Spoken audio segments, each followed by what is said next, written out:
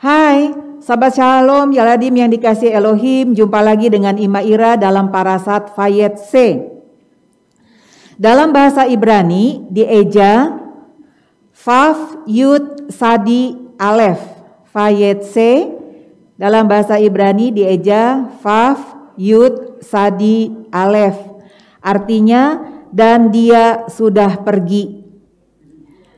Dalam Parasat Sabat lalu diceritakan bahwa Yaakov menipu Yitsak ayahnya dengan mengaku sebagai Esaf sehingga Yitsak memberkatinya dengan berkat anak sulung.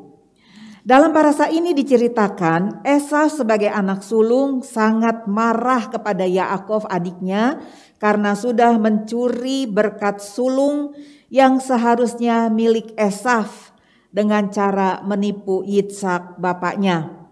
Sehingga Esaf berkata dalam hatinya bahwa dia akan membunuh Yaakov ketika Yitsak ayahnya sudah meninggal. Wow, ya. Menurut kamu kakak adik boleh tidak bertengkar? Ya, ada yang bilang boleh, ada yang bilang tidak, ya. Nah, Ima Ira mau katakan di sini, kalau toh kakak dan adik itu bertengkar, firman Tuhan mengatakan bahwa apabila kamu marah, jangan sampai dengan matahari terbenam. Kamu masih marah-marah begitu ya. Artinya sebelum matahari terbenam, kamu itu sudah harus menyelesaikan urusan kamu atau masalah kamu dengan kakak kamu, dengan adik kamu, dengan saudara-saudara kamu yang lain. Atau bahkan mungkin juga dengan teman-teman kamu, dengan orang tua kamu. Yang jelas firman Tuhan mengatakan ketika matahari terbenam, maka kemarahanmu pun harus sudah selesai. Kenapa ketika matahari terbenam, Ima? Nah, kita tahu bahwa pergantian hari dalam kitab suci itu adalah jam 6 petang ketika matahari terbenam. Jadi ketika matahari terbenam, semua kemarahan kita, semua urusan kita pada hari itu harus diselesaikan atau harus sudah selesai.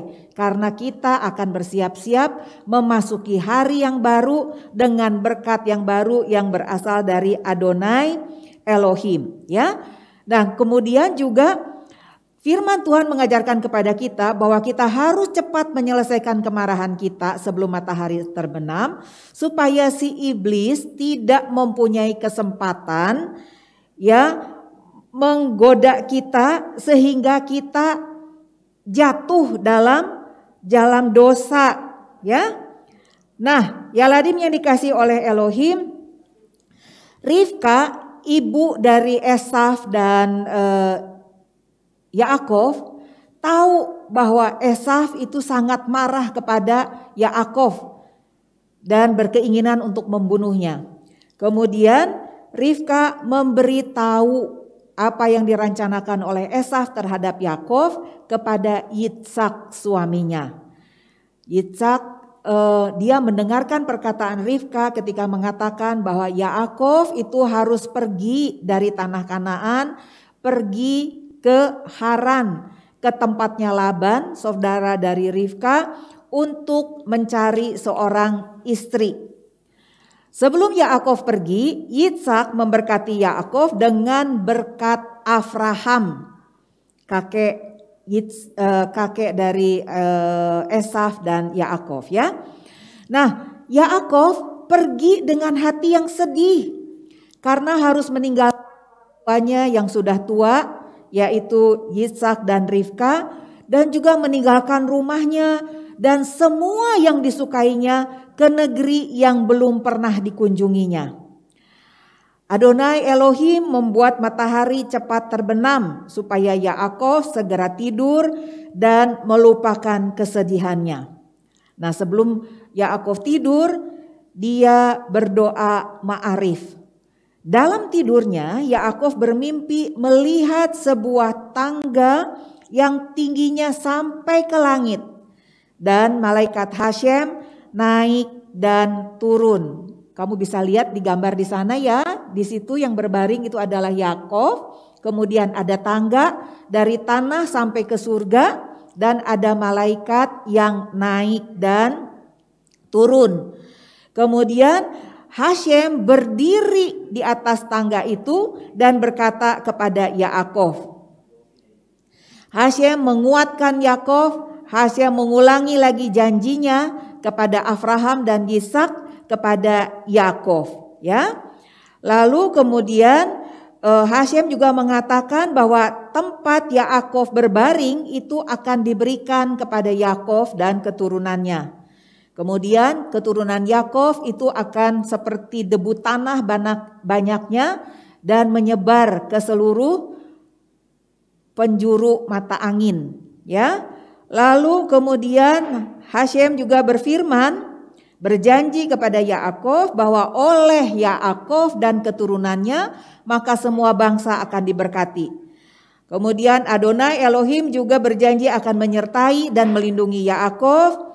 Adonai Elohim akan membawa Yaakov kembali ke tanah Kanaan setelah dia pergi ke Haran untuk mendapatkan istri.